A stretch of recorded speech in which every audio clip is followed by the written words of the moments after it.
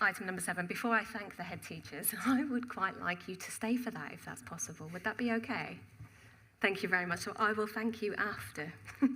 Elective home education, item 7. I'd like to hand over to Councillor Cresswell, please. Thank you very much, Councillor Riley. Thank you very much to the heads for agreeing to stay for another interesting and session in which your expertise will be very much appreciated. Introduction. Elective home education is a term used to describe a choice by parents to provide education for their child or their children at home instead of sending them to school. Educating a child full-time at home can be a very rewarding experience, but also can have a number of challenges as well.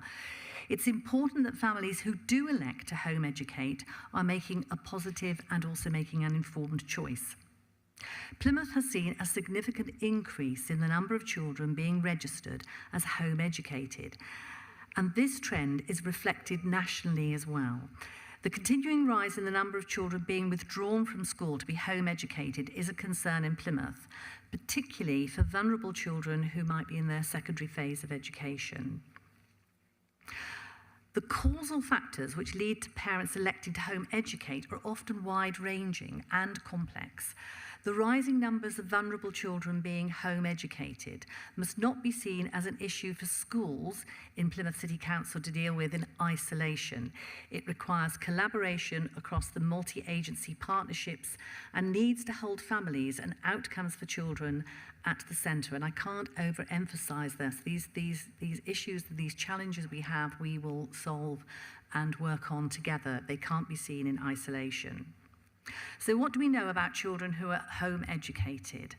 We understand the challenges that children and families face prior to making the decisions to home educate. There has been a significant rise in the number of children with special educational needs who are being withdrawn for home education. Mental health and issues relating to a lack of parental confidence in how schools are supporting their child continue to be prevalent when looking at the reasons behind parental decisions to home educate. The majority of home educated children in Key Stage 4 attend the Plymouth City College provision. It provides an alternative to the formal national curriculum offer of mainstream secondary schools. 90% of children who are home educated were either severely absent or persistently absent from school before becoming home educated. And 37.44% of the children who have been known to children's social care within the previous 6 years. So again, we come back to best practice of what are we doing about it. We work collaboratively with families to monitor children who are home educated. We support children who are missing education to return to school as a result of our relational approach. Out of interest, last year, 153 children were supported to actually return to school. We continue to strengthen our partnership with families, schools, and across the multi-agencies to support vulnerable children to remain in school, and highlights of the work currently underway include working in partnership with the 3 Plymouth universities, which I think has been illustrated just previously in the last item, to undertake a research project in home education. From the learning, we will create a preventative system to support children while they're in school. And the 3 universities being, of course, Plymouth University, Marjon, and also the Arts University. The development of a robust plan for home education. The plan's been approved by the Plymouth Education Board, and we measure our progress against key performance indicators on a monthly basis. Again, the place-based working group is developing a 3-tier alternative provision strategy, pre-16 vocational offer, and again coming back to that belonging framework to enable children to access to early help and a flexible curriculum offer in school. All schools have regular meetings and contact with their Link Early Help worker and allocated access and attendance officers to develop joint plans for children who have barriers to school attendance. Thank you, Councillor Riley. Thank you very much, Councillor Cresswell. Would anybody else like to? Councillor McNamara. Thank you, Chair. I'm quite fascinated with all these hundreds of children who are being educated at home. And obviously they're not a homogenous group. Do we have any idea, are there networks of parents working collaboratively to educate their children in small groups? Are there illegal faith-based schools? Or is every child sat at home in their own bedroom with a single parent educating them? Councillor Cresswell. That would be, you're right, it's not a homogenous group. There are some groups that have opted for elected home education who do actually meet in groups together and educate their children, and they meet up in groups and such. But the numbers of children that we're looking at, those would be a smaller, I would say, a smaller group of children. We, in fact, have we have data, I think, going back, which would reveal that the number of children who have become electively home educated has increased considerably since, it goes back to COVID, since COVID. And there are particular groups of children who are more likely to become electively home educated. And those figures and those numbers have been going up significantly. If either David or Lisa, if there's anything you'd like to additionally add, or any of the heads, in fact. Sorry, Isabel. Thank you. So to add to that answer, we do have home educators that will meet at kind of different events which are being hosted. So, for example, the Plymouth Marine Aquarium has sessions specifically for home educating families. So they are, the home education community are quite active on social media. They have a kind of closed Facebook page, and they will kind of promote events which families might be interested in attending. So they will, I know that they will meet together so that the children can meet with their friends and so on and so forth. So I'm not aware of any illegal schools in Plymouth which have come about as a result of home educating groups. That's not something that I've become aware of. We do have a home education team who are building really good relationships with some of our families, and they hear about some of the great things that the home education community offer and does together. But it's, there are different families home educate for different reasons. So it's not to say that all of the home educated children have access to the same amazing opportunities as some of the other families. But we do promote as much as we can through our own Facebook webpage, where we promote certain things that families can access. But I know that they do communicate as a closed group to share resources and access to different exciting opportunities for their children. Thank you very much, Isabel. I wonder if you could help me with who is responsible for monitoring the curriculum of the children who are home educated. So the local authority is responsible for making sure that there are no children in their area who are missing education. All children are entitled to receive a suitable full-time education, and that's our job. There is no requirement for home educating families to provide evidence of the home education that they are providing, but if they don't share it with us, then we would be minded to consider that child might not be receiving any education. So it's in everyone's interest if we can work together to understand the provision that a child is receiving. So the duty falls on the local authority to make arrangements to know of any children in the local area who are not receiving a suitable education. Thank you. And how often do we check that out? What's the process? And if young people aren't receiving an education at home, what's the process then? So if a child isn't receiving suitable education, then they are classed as a child missing education. They're no longer being home educated. So there's different processes depending on where the child sits. In Plymouth, our arrangements are, once we become aware that a child is going to be home educated or of a parent's intent to home educate, we will reach out to that parent and we will do an initial home visit. If we can, if they will allow us to come and meet with them, we will take them up on that opportunity, just to talk through the decision, to home educate, make sure that it's a positive and informed choice, and also just explore opportunities for that child to not come off the roll of the school, but maybe to return to school. So that's the first thing that we do, to understand what that parents' plan might be to provide a suitable education, and to also support them around the requirements of what a suitable home education might look like. After that, we will conduct a monitoring check within 3 months, and we will receive from the family kind of evidence, that initial kind of plan around what they're doing to educate their child at home, and also some information about what's actually been achieved so far and what next. If that's considered to be suitable, then the monitoring is annual after that, and that is the expectation set out by the Department for Education.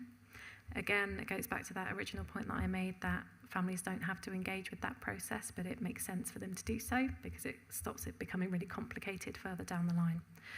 Now, what we do have is a brilliant home education team who are, like I say, building really good relationships with our home education community.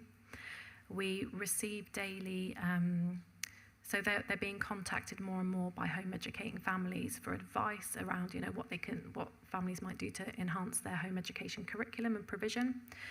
Wherever there is an opportunity for them to conduct a home visit and engage with families and see children, they will do that. But that's kind of, we rely on families reaching out to us. However, we do also receive public protection notices from the police on a daily basis. So if we have any for children who are electively home educated and there are concerns, we will, where we feel it's appropriate and that there's a need, we may conduct a home visit just to make sure that the family are okay, see if we can offer any additional support. So all the way through, we're trying to gather information, intelligence about families. If we hear from multi-agency partners or children's social care that there might be something to be worried about, or sometimes we'll get contacts from, health professionals, so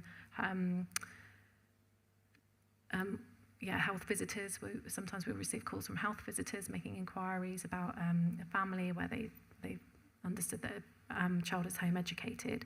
So we'll gather that information intelligence and decide our next course of action and whether or not we need to intervene before that 12-month period to make sure that home education is still suitable, because it's not just about the provision of education, it's also around the suitability of the environment for that child to receive their education. Thank you very much. That was a really good answer. I have loads of questions which I'll take another time, but I do just want to double check. It is something that's a guideline that we do, an annual check, but is it within our gift to potentially do it more often than that, or are we completely tied by what the national guideline is? We could do it more than that, but the expectation is that it's light touch if the home education is suitable. So we always try to do more where families where they want us to. We'll always try and do more. But we don't have at the moment we don't have the resource to do over and above that. But we have started to host information, advice and guidance sessions where families are coming along. We're going to be reviewing the home education guidance for families with the home educating group. So we try to create opportunities to engage with home educators as much as we possibly can.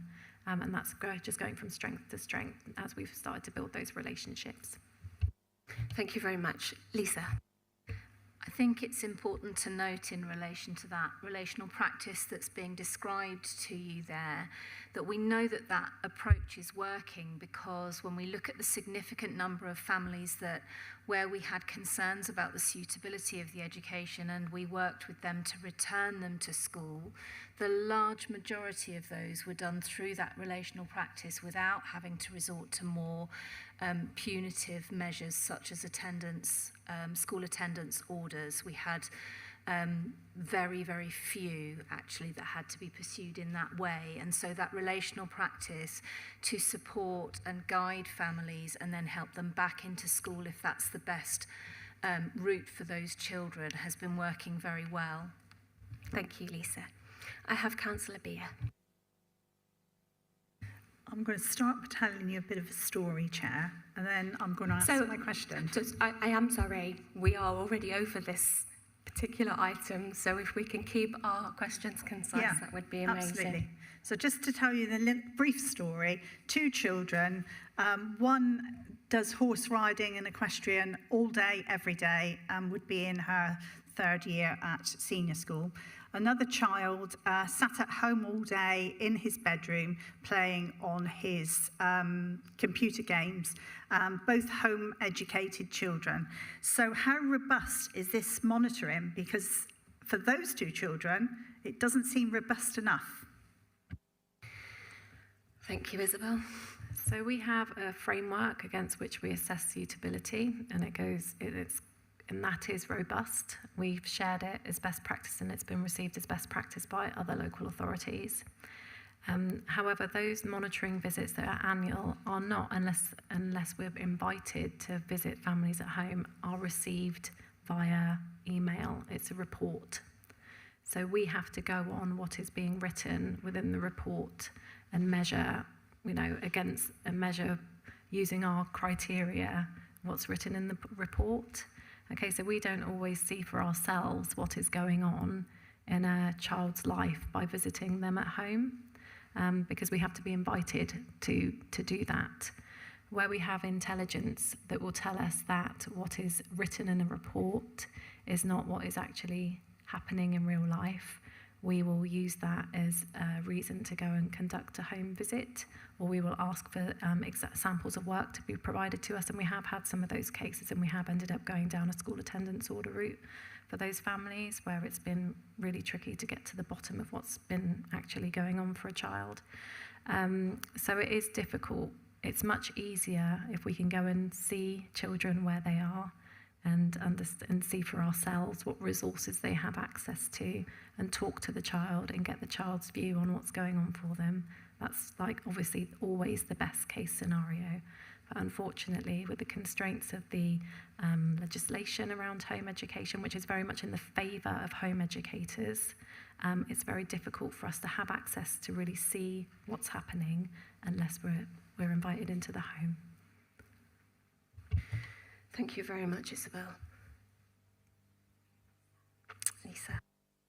If I can just add to that in relation to the Department for Education guidance and give an example, home educators are able to educate their children at home in whichever way they see fit, and that includes, for example, something called unschooling, which is where the child is enabled to fully break from any form of education. That may be that then they are pursuing their interest in gaming, for example, and that when they are ready and showing an interest, then they will engage in a form of education at home. And so some home educators do follow that pathway, and we have to, as a local authority, navigate that in our relationship with the family in terms of understanding why they might be pursuing that type of education at that time. Thank you very much, Lisa. I have Councillor Krisnack, Councillor Maclay, Councillor Stevens, Councillor Gilmore and Councillor Wood. We are quite over, so I wonder if anybody is happy to send an email to Isabel for their answer. If not, obviously, I will take your question on the floor, that's fine. I'm happy to do that if everyone's happy to do that.